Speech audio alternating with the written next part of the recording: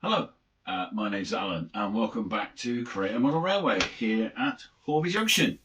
So where are we at? Well, as you know, we're building a small diorama. It's a sort of a good sheddy thing. And last week I showed you about prepping the track and laying the track on the baseboard. And I basically left you with lots of heavy bits of glue bottles and all the rest of it holding some track down. So what I'm going to do in a minute, I'm going to take you back outside and we're going to catch up with where we're at. Once we've done that, we're then going to start talking about how do we get power to the track. So obviously here we are, this is the gauge master, but I'm going to connect this to the track. So how do we do that? Well, the answer is we use a power bus. So I'll take you to the whiteboard, I'll explain what a power bus is, and then we'll actually do it. So you can see it in action, and you never know, by this time next week we might actually have a train moving on the new layout, which, well, fingers crossed, should happen. Also, towards the end of the video, this weekend was the Festival of British Model Railway up at Doncaster Racecourse. It was a dark, damp, dismal day, but it was a great show. As always, it was packed to the rafters, so doing videos up there wasn't easy. But I've got a few videos just to give you a sort of a taster as to what it was all about. And also, did I spend any money? Well, the chances of not spending any money at Doncaster are probably zero, but I didn't go crazy. But I did get one or two bits that I was looking for, so I'll let you know what's in the stash towards the end of this video. So in the meantime, get yourself a cup of coffee, cup of tea, whatever you wish, and let's go and check out the track. So here we are back at the baseboard, and as you can see, the track is all down. So over here, if I just swing this around, so here we go. There's the, well, what will be the fiddly yard will be there. So here's our sort of tunnel mouth. That's where the tunnel mouth will be. And then we come down here and we've got our main 3 lanes going into what will be the goods area just there. And then you can see at the top there, we've got our branch going up to another goods area, which is going to be in that corner. So in a very small space, we're going to have plenty of operational playtime. As you can see, the track is all fixed down, and that's literally just PVA glue. That's all I've used to fix the track down to the baseboard. And if you see down here, I'll just zoom in on this one here, the points are all fixed and are working, as you can see.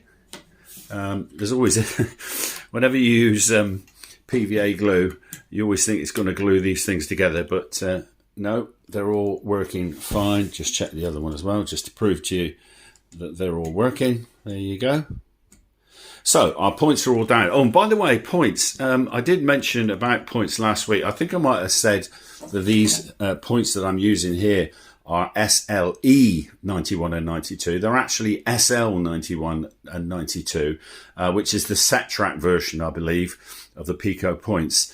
And I mentioned about frogs as well, not the green things, but so basically, again, I'm no expert on electrics, so forgive me if I get anything wrong, but basically there's the frog, and you can get either electrofrog points or insual frog. Now, insual frog points, this bit here would be plastic, so obviously there's no issue with the electrics, because obviously these 2 points come together when you flick the point across. There's different polarities, and of course that would cause you an issue. And how we get around with it on this railway is this point here and this point here has a plastic fish plate. I still call them fish plates, rail joiner, whereas the outside to this one and this one will have a metal. And you can't really see it on the railway itself, but so on this one here, for instance, metal, plastic, plastic, metal. There you go. And I find that that's all I really need to do to get trains to run smoothly over tracks. It certainly suits DCC. There's no doubt about that. So there you go. So the track is ready to go. The points are ready to go. I'm ready to go.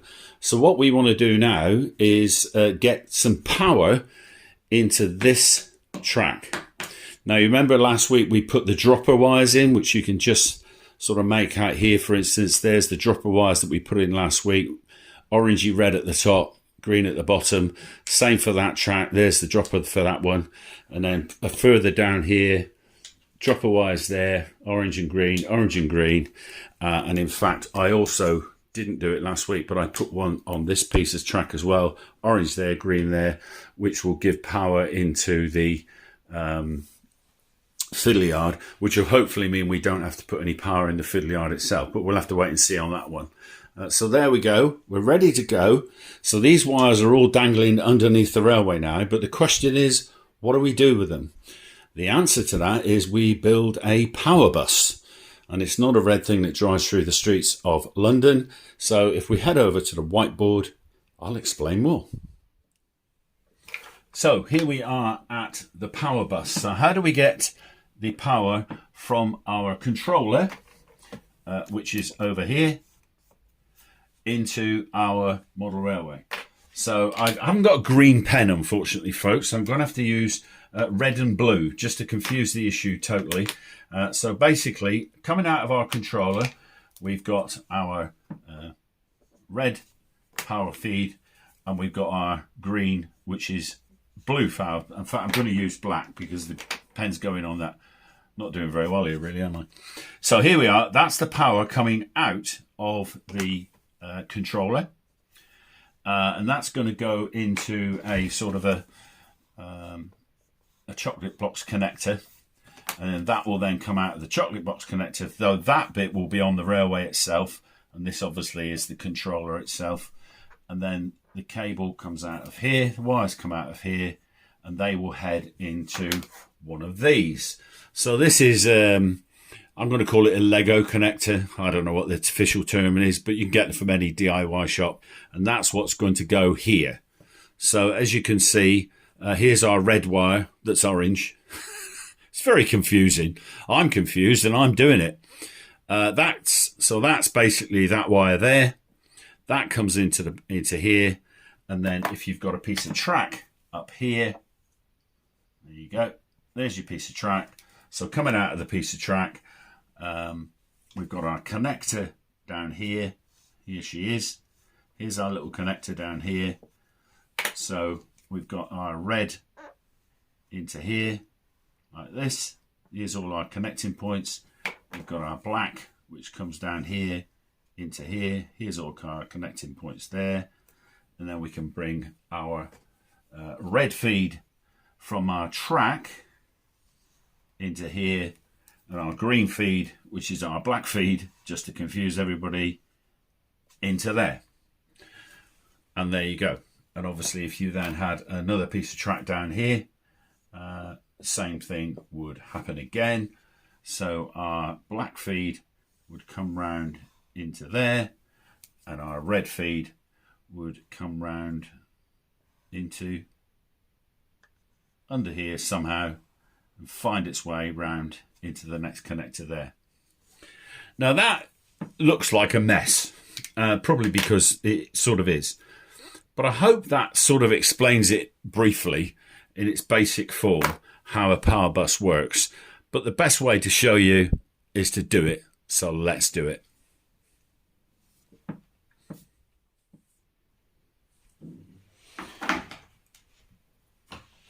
So here we are back at the underside of Alan's, I still don't know what to call it. Somebody suggested the other day Alan's yard, quite like that, so we'll stick with that for now. So here we are, this is the underside of Alan's yard. And what are we going to do now? Well, as I mentioned to you before, here is our little electrical connector. Now I put all the wires in, as you can see. So this here, this wire here and that wire there, they will disappear off to the controller to give us our power. And then each of the dropper wires will feed into here for the red ones and here for the green ones. Okay, so there you go. It's fairly simple. As you can see, I put a couple of screws in just to hold it roughly in. Now, as you can see down here, these are all the cables, the dropper wires that I put in before. As you can see, they're all color coded.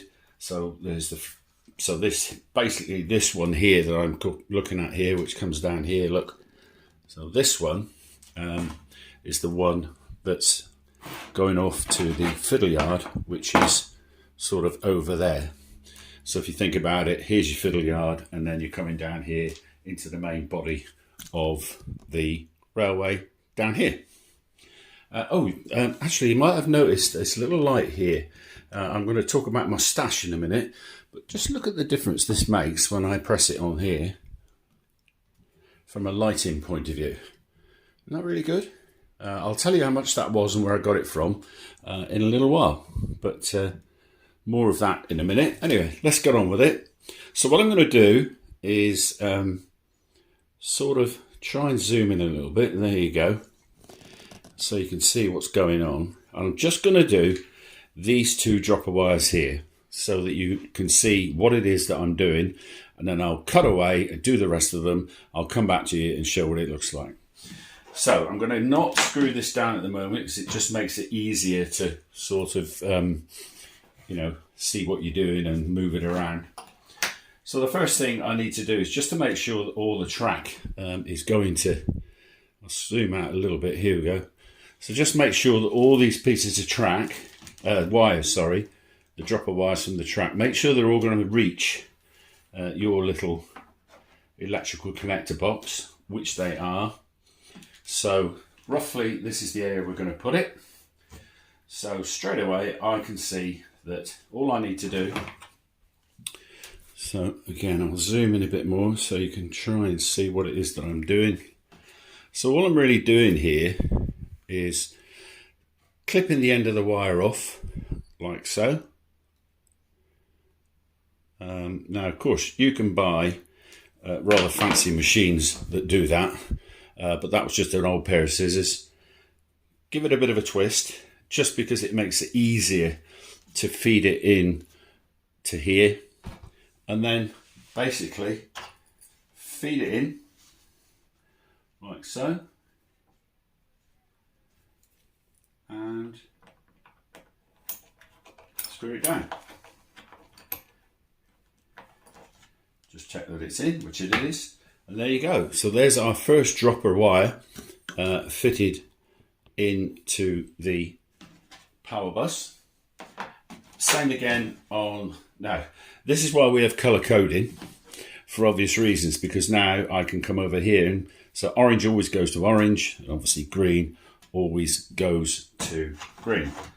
So same again, just snip off the end like so, give it a pull, give it a bit of a twist, and there you go. There's your orange dropper wire, which obviously will then go into the orange feed from the power controller. Can get a bit fiddly. It's like everything in model railwaying. In the end, take your time. You know, there's no rush. But there you go. Just hold it in place. Give it a quick tighten up. Give it a pull, and there you go. So now you can see how it sort of works.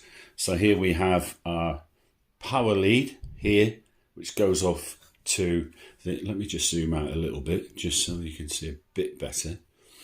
So here we have our power lead, green and red. Those two will disappear off to the power controller, the digital power controller, and then the dropper wires. So here's our green one, here's our red one, and that feeds into the other side so that it picks the power up, green to green, orange to orange. And then basically what you do is you repeat that process with all the other dropper wires. Here we go, all these here. So I'll tell you what I'll do. I'll do one more. So again, here we go. Snip the plastic coating off your wire. This is a bit fiddly and it's very easy to snap the whole lot off. Give it a twist like so, just to get the ends unfrayed. I don't know if that's a technical term or not. Get your next power point, which is there. Push it in, tighten it up, and job done. Bring our green cable down from that particular part of the track that we want to power. I think there's 5 in all dropper wires, so it's not a lot. Same thing, this time we're going into the green side of the electrical connector box. Tighten it up, give it a tug, and that's why you give it a tug, folks. Now that could have made the blooper reel, which is getting longer by the minute, but it's not going to, because sometimes when it goes wrong, it actually makes you get things right, because it's very easy when you're doing this just to chug along and then one of them's not collected. And of course, when you turn it up the other way around and try and run a train on it and there's no power going into that piece of track, the train don't work. And then you've got to take the whole thing to pieces again, turn it upside down and start again. So it's worth taking your time as you're going along. Give them a little tug, make sure that they're securely positioned in your power bus.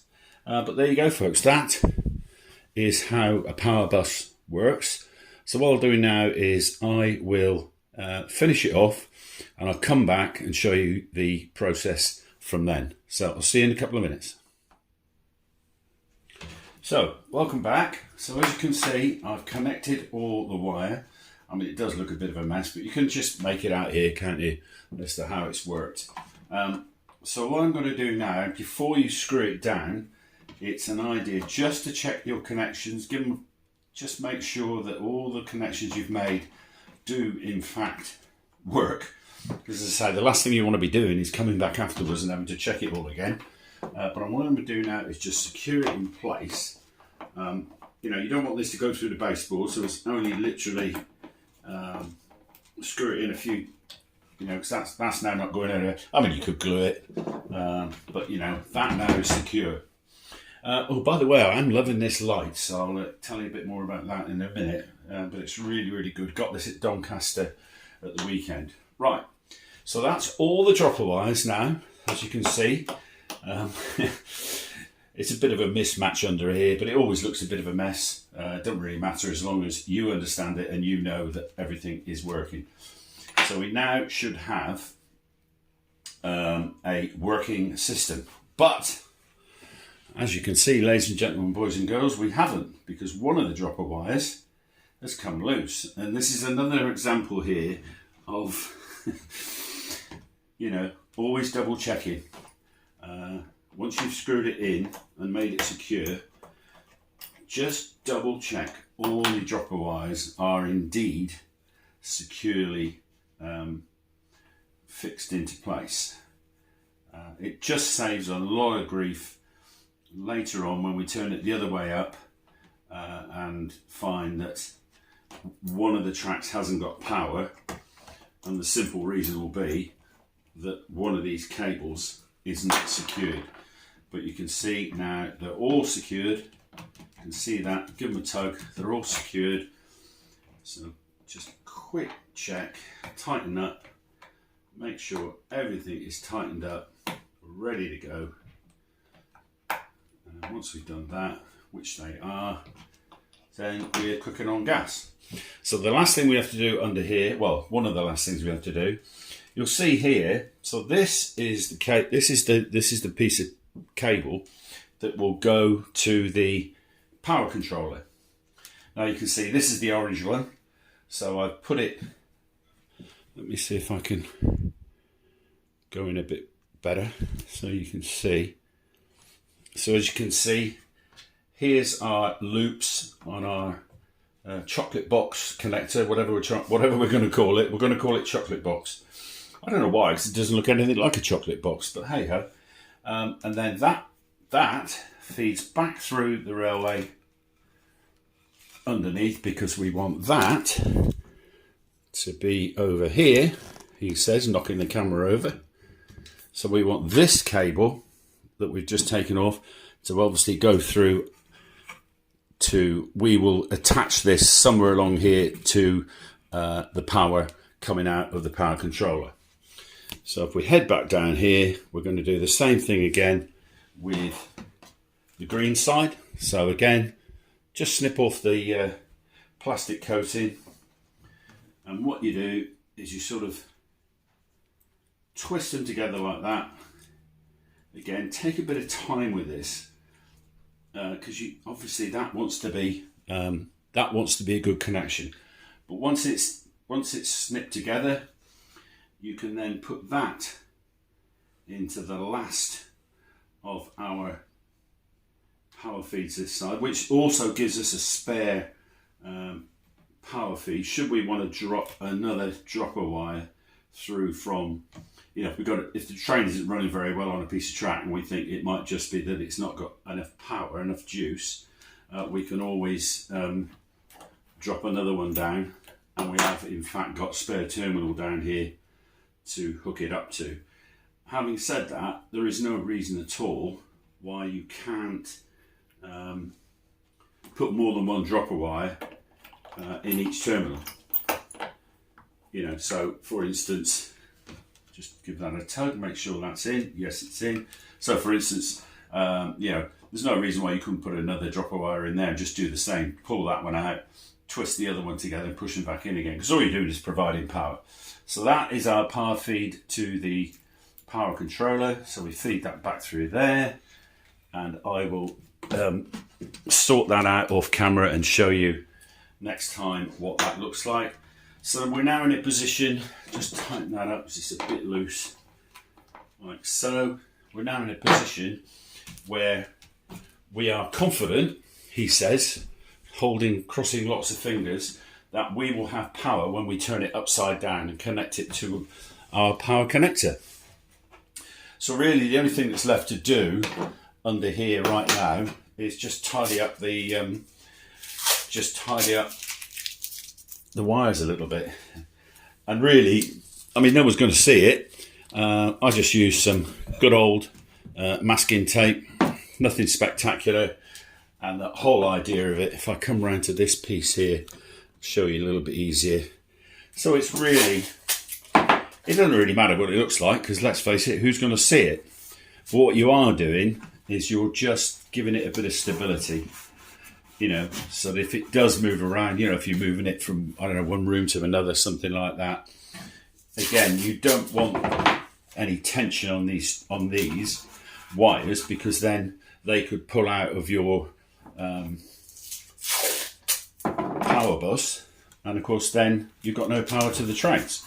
So again, although it's not a major job, sticking a few bits of tape down, you know, that's taken what, 30 seconds, and I'll finish up and do the rest over here.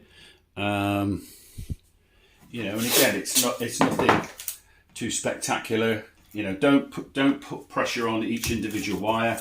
You know, you can do as many as you want. So you can see down here, just secure them. It just gives you that bit of stability so that you're not got any pressure pulling these wires out, because that would be not a disaster, because all we've got to do is turn it upside down and check it. But we don't want to be doing that. We want to be playing with trains, don't we? So there you go, folks. That is the power bus working. Well, he says working. I don't know yet, because I haven't powered it up. So we'll head back into Horby Junction to wrap up this episode. So I'll see you next door in a minute.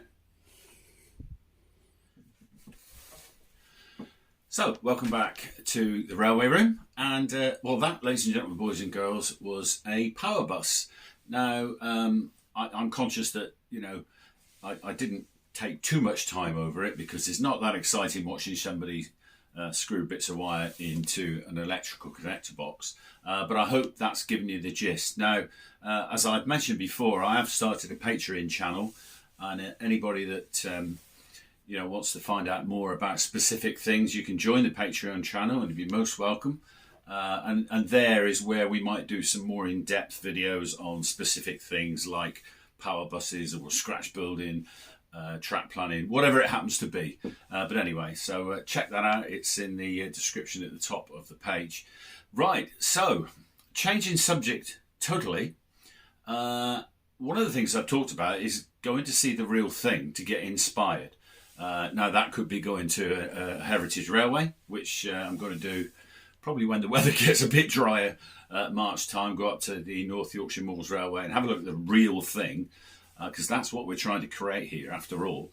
But of course, one way of getting inspired is to go and see other model railways. And one of the best ways to do it is to go to a model railway show. So I headed up for my first ever outside broadcast to Doncaster Racecourse here in South Yorkshire, to a wet and dismal day up there, to be honest with you. But the good news is it's all inside at the Festival of British Model Railways. So let's check it out. Well, hello and welcome to a rather wet and windy and damp day here in Doncaster in lovely South Yorkshire. And as you can see behind me, I'm here at the racecourse, Doncaster Racecourse, and I'm here for the Festival of British Model Railways. And well, before I get soaked to the skin, I'm going to head inside and see what it's all about.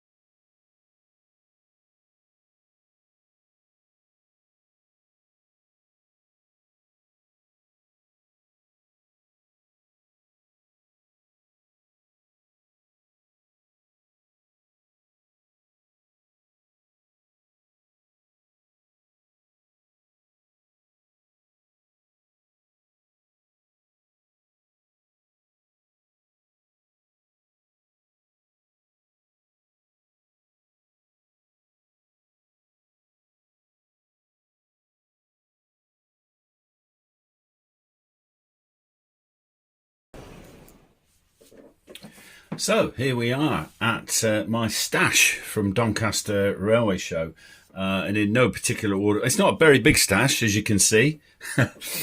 There's probably 50, 60 quid's worth there anyway.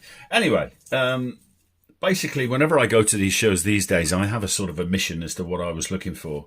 And top of that list was some sort of lamp that I could use for close-knit work that I might be doing here on the bench, because I haven't got a lot of natural light coming in, and the light's good in here, but you know what it's like when you're doing some close work. You need that ability to put light in a very small area. And I was very lucky to find Craft Lighting, ladies and gentlemen, boys and girls. There they are. Give them a shout out, because I think his name was Richard. Very nice chap. And as always with these things, you can spend as much money as you want on all sorts of different lights. But he had this little light here, he says, knocking the camera over. It's just a little LED lithium protection eye table lamp. And I thought, oh, that looks pretty good. Here, ladies and gentlemen, boys and girls, it is. And as you can see, you can sort of move it around wherever you want it to be. Let me move the box out of the way. You don't need to see it out anymore. And I thought to myself, well, that'd be good, because you can direct it. You know, if I was working on, say these little barrels here, I can put it right in underneath the light and see what I'm doing. So, without further ado, there you go. That's what it does. And as you can see, suddenly, I have light, and it's brilliant because you can move it around. You can go wherever you like. It weighs next to nothing. And it doesn't tip over, which is one of the things I was worried about. If you were doing that, for instance, is it going to tip over? But look, it's got some sort of counterweight in there, I assume. And basically all you do to power it up is it's just like doing your phone. In fact, this is exactly the same as my phone. So I just plug it into the power socket that I use for my phone. And interestingly enough as well, and I'm not convinced, I don't know which the best light setting is. So you've got a little touch button here, and you've got this, I don't know, would you call it warm light? And actually, from the point of view of doing modelling, I'm not sure whether that's better than that light. So there's your off button. So you've got a normal light, you've got this warm light, and then it's slightly brighter, and that's the off position. I don't know which is the best one, but what I do know is that it was 15 quid, I think it was. So I will probably order one or two more from Craft Lighting, and if I remember, I will put a link down below so that if you want one, you can go and buy one. So that's the first thing I bought. That was one of the first things on the list. And then really after that, it's just little bits and pieces that I need. So again, starting in no particular order. Over here, so this is some brass wire. It's 0.9 millimeters thick. And you might be wondering, what on earth are you going to do with that? Well, we're going to find that out in the next couple of videos, because I'm going to try and do some sort of manual control of the points. And to do that, I needed some 9mm thick brass wire that you can bend, that would fit through the little hole which is in the point there. And believe you me, I've had problems finding it, but of course, it was at Doncaster. Then over here we have got, now this is from Rail Stuff. Again, Rail Stuff, brilliant. They're always at these shows, very helpful, all sorts of different stuff. And this is basically, this is for scratch building buildings, which I'm obviously going to be doing, or am doing. I do quite regularly, and put them on the my eBay channel. And these are laser cut. I don't want to take them out of the bag yet, but you can see they're laser cut. There's some doors there. Some sort of country doors there, all sorts of different types of windows, and then normal windows here. And there's 2 in each pack. I think that was about 6 quid. So that was pretty good, and that was on my list. So that's 3 things that were ticked off my list. The next thing wasn't on the list. This is just, now I'm going to mention Petite Properties, and I don't know where hang on. I should have put that on my stash. There we go, Petite Properties. Now, a lot of the buildings that you see on here on Horby Junction are actually petite properties, and I needed one for Alan's yard, which I'm doing, as you know. And so this one here is actually going to be made. This is from this is Purbeck Cottage, petite properties, and as you can see just there, it's another laser cut building that we will turn into. Well, you can turn it into whatever you like. There's lots of different ways. You can use paper, you can use all sorts of different ways, and I'll show you how I do mine. So I got that from my friends at Petite Properties, who, by the way, are based not very far from where I'm making this video. Anyway, that's nothing to do with anything. And they had a sort of a box full of these, and I thought, well, that looks handy. And it was £1, and I don't know how you describe it. I'm going to use it for sort of maybe weathering things, you know, for instance, dabbing stuff on lightly. It's quite thick, bristly brushes, so I'm hoping that's going to be very, very useful indeed. So moving on, what else have we got? Right, so down here, this is from Skytrex. Again, these are barrels, and they are going to be utilised on Alan's yard in the goods yard. So they come, I think they're you can see they're sort of out of a mould, and we'll paint those up and weather them and put them on the mould. So again, as you can see, £6.25 for all those barrels. I thought was pretty good value for money, and they're really well detailed. You can't really see it in the pack, but you'll see it in a later video when we come to using them on Alan's yard. Just here, these two bits here. Now, when we talked about buildings and stuff like that, we talked about out of the box. Now, out of the box buildings are literally, or bits out of a box, I should say. You take them out of the box and you put them on your railway. So I thought I would go to, and you saw in the video there's lots of these little shops where you can buy all sorts of bits and bobs. That if you really know what you're looking for, you can get some bargains. So I picked this up from one of those shops. It's just some stone walling. I will put that on Alan's yard as well. And this here, this is actually for Shenton Yard, which is behind me. This is my engine shed, and it's a few bits and bobs to go in the engine shed. There's a pallet truck, some barrels, and some you know, all sorts of bits and bobs that again, I just wanted bits and bobs. It's my favourite saying on model railways because it's detail. You remember we talked about detailing right at the end of our thought process, and detailing doesn't have to make a difference. So there you go, I bought them. And then last but not least is this little baby here. Now, this is, I've kept the part of the box. Now, this was literally in a box, and the box itself that it was in was not very good. It's obviously was second hand, but they only wanted 20 quid for it. And I thought this is a prime example of showing you on probably a future railway, not this particular one I'm doing now, of how you can utilise a out of the box. So this is Scene Craft, which is by Bachmann, and it's a provider store. And here it is. And as you can see, this comes straight out of the box like this. It rattles around because inside it, if I can get them out, it comes with a couple of little doors as well. But as you can see, this is straight out the box, so you could plonk this on your model railway exactly how it is right now, and quite frankly, you know, that'd be fine. You know, if I make some space here, and you sort of plonk it on your railway like that, that'd be fine. But they don't come cheap. Like I say, I paid 20 quid for this, and that's second hand. I think new, they're probably double that, if not a bit more. I'm not sure, but they'll be a lot more than 20 quid. I'm pretty sure of that. So I'm going to use this one on a future railway.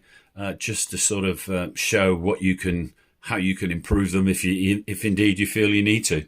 I mean, to be honest with you, that's that good. You could put it straight on a model railway and nobody would know.